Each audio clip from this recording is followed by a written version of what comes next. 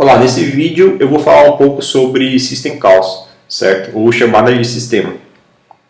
Bom, para começar, eu vou explicar rapidamente aqui como é que funciona, né?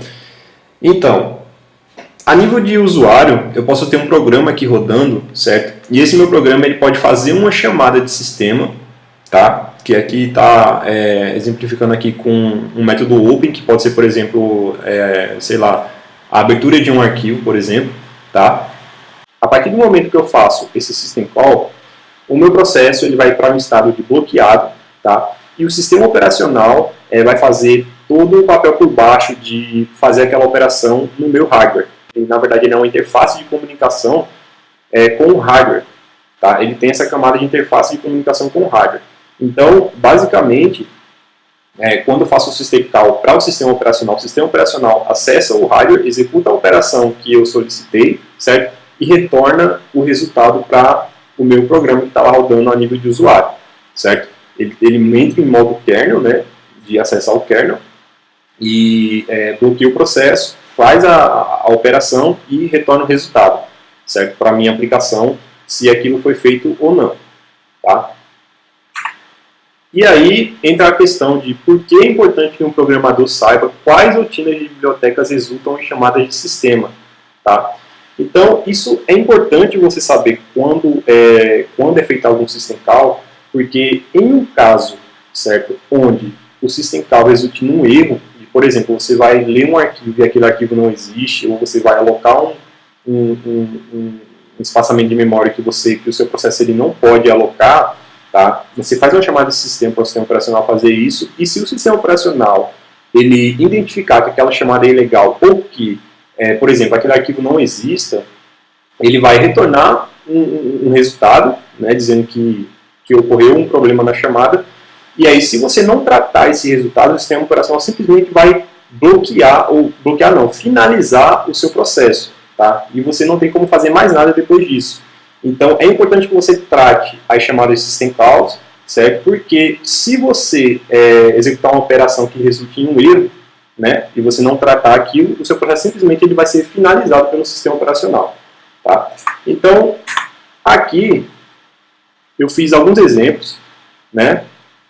Na verdade, 2 exemplos de um programa em C que ele faz chamadas em system call. Tá? Quando eu faço esse alocamento de variável, eu estou solicitando para o sistema operacional que ele aloque lá na minha memória RAM, certo? Uma variável. E aqui eu tenho que botar um valor para essa variável lá na memória. Só que o endereço dessa memória que é inválido, eu coloquei como nulo aqui. Tá? Então, o sistema operacional ele vai simplesmente finalizar a aplicação. A gente vai ver isso agora em execução. Né? Então, eu vou compilar esse meu programa em C, certo? E depois executar ele. E aqui está o erro. Ele vai dar um segmentation fault, certo? Ele não vai conseguir alocar essa variável aqui na memória porque eu coloquei um endereço inválido para ela. Tá? E depois eu fui lá e tentei atribuir um valor. E aí, nesse momento, ele viu que o endereço era inválido e deu o erro aqui. Tá? Um outro exemplo é um de abertura de um arquivo que não existe. Tá?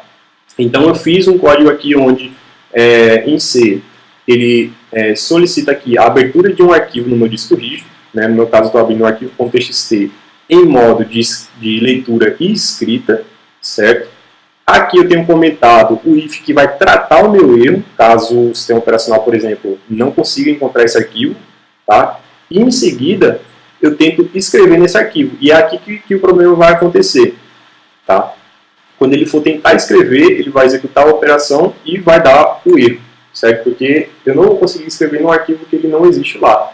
A não ser que eu tivesse mudado o meu modo aqui para W, onde ele vai tentar escrever no arquivo, e se o arquivo não existir, ele automaticamente cria, certo? Só que por baixo o que ele está fazendo é tratando o erro de um arquivo não existe, certo?